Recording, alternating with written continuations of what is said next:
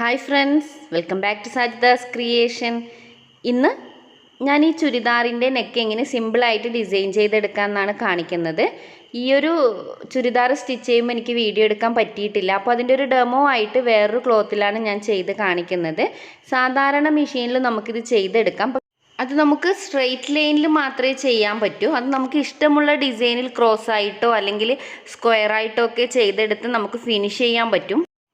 കുർത്തിയൊക്കെ stitch ചെയ്യുമ്പോൾ ഈ ഒരു മെത്തേഡിലുള്ള നെക്ക് സ്റ്റിച്ച് ചെയ്തെടുത്ത് ആ കുർത്തി നല്ല ഹൈലൈറ്റ് ആയിരിക്കും. ചീപ്പ് റേറ്റിൽ നമുക്ക് ചെയ്തെടുക്കാനും പറ്റും. അപ്പോൾ നമുക്കിതിനാവശ്യമായ ക്ലോത്തുകൾ എന്തൊക്കെയാണെന്ന് നോക്കാം.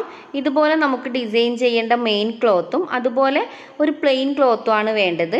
കൂടാതെ ഇതുപോലെയുള്ളൊരു നൂല് വേണം. ഇത് കടായി നൂലാണ്. ഇത് വെച്ചിട്ടാണ് നമ്മൾ ഡിസൈൻ ചെയ്തെടുക്കുന്നത്.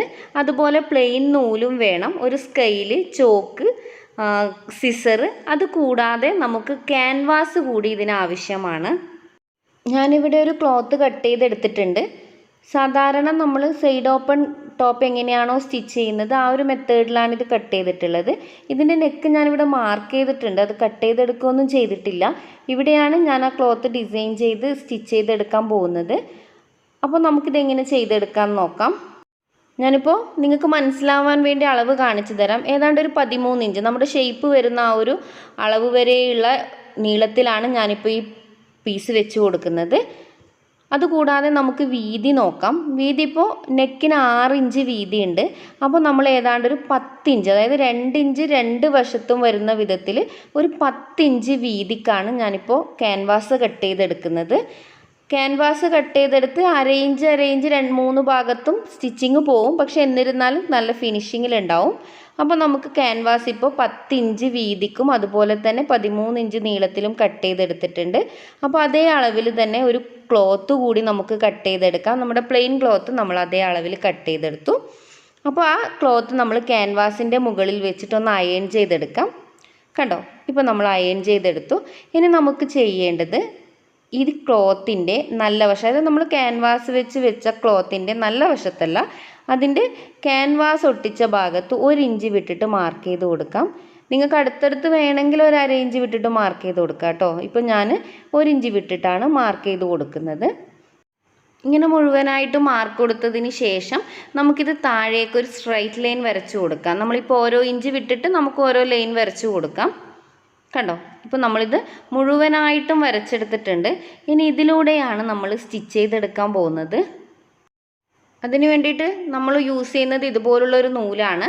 അതിങ്ങനെ ഇതിൻ്റെ മുകളിൽ വെച്ചിട്ട് നമ്മൾ സ്റ്റിച്ച് ചെയ്ത് കൊടുക്കുകയാണ് ചെയ്യുന്നത്. പക്ഷേ ഈ ഒരു ഭാഗത്തല്ല കേട്ടോ നമ്മൾ സ്റ്റിച്ച് ചെയ്യുന്നത്, ക്യാൻവാസ് വെച്ച ഭാഗത്താണ് സ്റ്റിച്ച് ചെയ്യുന്നത്. ഈ ഒരു നൂല് മാത്രമല്ല, നമുക്ക് ഇതുപോലെ സാധാരണ യൂസ് ചെയ്യുന്ന എംബ്രോയ്ഡറി നൂല്, അതായത് ഹാൻഡ് എംബ്രോയ്ഡറി നൂലും ഇതുപോലെ റോളിലും നമുക്ക് ലഭിക്കും. അതൊക്കെ യൂസ് ചെയ്യാം. ഇനി നമുക്കിതൊന്ന് സ്റ്റിച്ച് ചെയ്തെടുക്കാം. സാധാരണ ഒരു മെഷീനാണ് നിങ്ങൾ യൂസ് ചെയ്യുന്നുണ്ടെങ്കിൽ ഡയറക്റ്റ് നമുക്ക് ബോബിനിൽ ഇതുപോലെ ഈ ഒരു നൂല് ചുറ്റി കൊടുക്കാം. ഞാനിപ്പോൾ നിങ്ങൾക്ക് ജസ്റ്റ് ഒന്ന് ചുറ്റുന്നത് കാണിച്ചു തരാം. പക്ഷെ ഞാൻ മെഷീനിൽ എങ്ങനെയാണോ റോൾ ചെയ്യുന്നത് സാധാരണ നൂല് ആ ഒരു മെത്തേഡ് ഉപയോഗിച്ചിട്ടാണ് ഇത് മുഴുവൻ റോൾ ചെയ്തെടുക്കുന്നത്. നിങ്ങൾക്കും അതേ മെത്തേഡ് യൂസ് ചെയ്യാം. അല്ലെങ്കിൽ നമുക്ക് ഇതുപോലെ കൈ കൊണ്ട് തന്നെ മുഴുവനായും ചുറ്റിയെടുക്കാം. അതിനുശേഷം ഈ ഒരു കേസിൻ്റെ ഉള്ളിൽ ഇതേപോലെ ഇട്ട് കൊടുക്കുക. എല്ലാ മെഷീനിലും നമ്മൾ ചെയ്യുന്ന മെത്തേഡ് ഇത് തന്നെയാണ്. എന്നിട്ട് ഇതുപോലെ ഈ നൂലൊന്ന് ഇട്ട് കൊടുക്കുക. നമ്മൾ സാധാരണ നൂല് എങ്ങനെയാണോ കേസിൽ ഇട്ട് കൊടുക്കുക സെയിം മെത്തേഡിലാണ് ചെയ്യുന്നത്. പക്ഷേ ഇവിടെയുള്ള ഈ സ്ക്രൂ കണ്ടോ, അതൊന്ന് നമുക്ക് ലൂസ് ചെയ്തെടുക്കണം. കാരണം ഇത് കുറച്ച് തിക്കുള്ള നൂലാണ്. അപ്പോൾ സ്റ്റിച്ച് ചെയ്യുമ്പോൾ പെട്ടെന്ന് മുകളിലേക്ക് വരില്ല. അങ്ങനെ വരാൻ വേണ്ടിയിട്ടാണ് നമ്മൾ ഈ നൂല് ഇട്ട കേസ് ഒന്ന് ലൂസ് ചെയ്തെടുക്കുന്നത്. നമുക്കൊരു സ്ക്രൂ ഡ്രൈവറോ അല്ലെങ്കിൽ വേറെ എന്തെങ്കിലും നേരിയ ഒന്നിനെ കൊണ്ടോ ഇതിങ്ങനെ ലൂസ് ചെയ്തെടുക്കാം. സാധാരണ മെഷീനാണെങ്കിൽ നമുക്ക് നോർമൽ സ്റ്റിച്ച് വെച്ച് ചെയ്യാം. ഇത് എംബ്രോയ്ഡറി മെഷീൻ ചെയ്യുന്നത് കൊണ്ട് സെലക്ട് ഒരു സിയിലേക്ക് അഡ്ജസ്റ്റ് ചെയ്യാണ്. സി സിഗ്സാഗ് സ്റ്റിച്ചാണ് വരുന്നത്. അപ്പോൾ ഇതിൻ്റെ ലെങ്ത്ത് ഒരു 3ൽ നമ്മൾ സെറ്റ് ചെയ്ത് വെക്കുകയാണ്. അത് 4 ആയാലും കുഴപ്പമില്ല. അപ്പോൾ നമുക്കിവിടെ താഴെ ഒത്തിരി സ്റ്റിച്ചസ് കാണാം. ഇതിലേത് സ്റ്റിച്ച് വേണമെങ്കിലും നമുക്ക് ഇതേപോലെ ഡിസൈൻ ചെയ്ത് യൂസ് ചെയ്യാം. ഇപ്പോൾ ഡി ആണ് വേണ്ടതെങ്കിൽ സെലക്ടർ ഡിയിൽ സെറ്റ് ചെയ്ത് വെക്കാം. അപ്പോൾ ആ ഒരു സ്റ്റിച്ചായിരിക്കും നമുക്ക് ക്ലോത്തിലേക്ക് വരുന്നത്. അപ്പോൾ ഇതിലേത് സ്റ്റിച്ച് വേണമെങ്കിലും നമുക്ക് ഇതേപോലെ ചെയ്തെടുക്കാം. ഇനി നമുക്ക് നേരത്തെ മാർക്ക് ചെയ്ത് വെച്ച ലൈനിലൂടെ ഒന്ന് സ്റ്റിച്ച് ചെയ്ത് കൊടുക്കാം.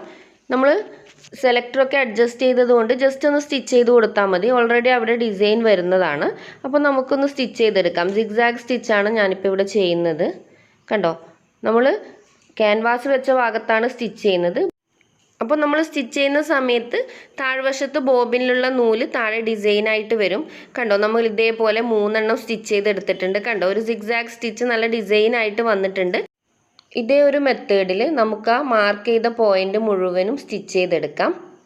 വളരെ സിമ്പിളായിട്ട് നമുക്ക് ഈ ഡിസൈൻ ചെയ്തെടുക്കാൻ പറ്റും. ക്ലോത്ത് സെലക്ട് ചെയ്യുമ്പോൾ എപ്പോഴും ഒരു ഷൈനിങ് ഉള്ള ടൈപ്പ് ക്ലോത്ത് സെലക്ട് ചെയ്യാൻ ശ്രദ്ധിക്കുക. സാറ്റിൻ ക്ലോത്തോ അതുപോലെ തന്നെ കാഞ്ചി സിൽക്ക് അതുപോലെ എന്തെങ്കിലും ഒരു കുറച്ച് ഷൈനിങ് ഉള്ള ഒരു ക്ലോത്ത് സെലക്ട് ചെയ്താൽ മാത്രമേ അതിൻ്റെ ആ ഫിനിഷിങ് ലഭിക്കുകയുള്ളൂ. ഇപ്പോൾ നമ്മളത് സ്റ്റിച്ച് ചെയ്ത് ഫിനിഷ് ആയിട്ടുണ്ട്. ഇനി നമ്മൾ എങ്ങനെയാണ് ഇത് ഡ്രസ്സിലേക്ക് സ്റ്റിച്ച് ചെയ്തെടുക്കാൻ നോക്കാം. കണ്ടോ, ഇതേപോലെ കറക്റ്റ് സെൻറ്റർ പോയിന്റിൽ വെക്കുക. അതായത് നമ്മുടെ മെയിൻ ക്ലോത്തിൻ്റെ നല്ല വശത്ത് ഈ ഡിസൈനർ ക്ലോത്ത് വെച്ചിട്ട് കറക്റ്റ് സെൻറ്ററിൽ വെച്ചിട്ട് ഇതിൻ്റെ 3 സൈഡും നമുക്കിതുപോലെ ഫോൾഡ് ചെയ്ത് സ്റ്റിച്ച് ചെയ്തെടുക്കാം. മുകൾ വശത്ത് ജസ്റ്റ് ഒരു സ്റ്റിച്ച് കൊടുത്താൽ മാത്രം മതി. ബാക്കി 2 സൈഡിലും താഴ്വശത്തും ഒരു 1/2 ഇഞ്ച് ഉള്ളിലേക്ക് ഫോൾഡ് ചെയ്തിട്ട് നമുക്ക് സ്റ്റിച്ച് ചെയ്തെടുക്കാം. കണ്ടോ, ഫോൾഡ് ചെയ്യുമ്പോൾ എപ്പോഴും 1/2 ഇഞ്ച് മാത്രം ഉള്ളിലാവാൻ ശ്രദ്ധിക്കുക. അതുപോലെ തന്നെ സ്റ്റിച്ച് ചെയ്യുമ്പോൾ വളരെ എൻഡിലൂടെ സ്റ്റിച്ച് ചെയ്യുക. നല്ല ഫിനിഷിങ് സ്റ്റിച്ച് ചെയ്തെടുക്കണം. കണ്ടോ, ഇപ്പോൾ നമ്മളിത് സ്റ്റിച്ച് ചെയ്തെടുത്തിട്ടുണ്ട്. 3 സൈഡും സ്റ്റിച്ച് ചെയ്തു. മുകൾ വശത്ത് ജസ്റ്റ് ഒരു സ്റ്റിച്ച് മാത്രം കൊടുത്തിട്ടുണ്ട്. നിങ്ങൾക്ക് കാണാം, ഇതുപോലെയാണ് നമ്മൾ ഈ ഡിസൈൻ വരുന്നത്. ഇത് നല്ല ഷൈനിങ് ഉള്ള ഒരു ക്ലോത്ത് ആയതുകൊണ്ട് തന്നെ നല്ല ഫിനിഷിങ്ങിൽ വന്നിട്ടുണ്ട്. അതിനുശേഷം നമ്മൾ ഇതിങ്ങനെ സ്റ്റിച്ച് ചെയ്തതിന് ശേഷം നമ്മൾ ഏതെങ്കിലും ഡിസൈനിലുള്ള ഒരു നെക്ക് ക്യാൻവാസിൽ കട്ട് ചെയ്തിട്ട് ഇതിൻ്റെ മുകളിൽ വെച്ച് സാധാരണ നമ്മൾ എങ്ങനെയാണോ നെക്ക് സ്റ്റിച്ച് ചെയ്യുക അതുപോലെ ചെയ്തെടുക്കാം. സ്ലീവിനും അതുപോലെ തന്നെ ഇതിൻ്റെ താഴ്വശത്തും നമുക്ക് വേണമെങ്കിൽ ഇതേപോലെ ഡിസൈൻ ചെയ്തെടുക്കാം. എല്ലാവർക്കും എൻ്റെ ഈ വീഡിയോ ഇഷ്ടപ്പെട്ടു എന്ന് ഞാൻ വിശ്വസിക്കുന്നു. നെക്സ്റ്റ് ടൈം പുതിയൊരു വീഡിയോവുമായി വരുന്നത് വരെ എല്ലാവർക്കും ബൈ, ടേക്ക് കെയർ.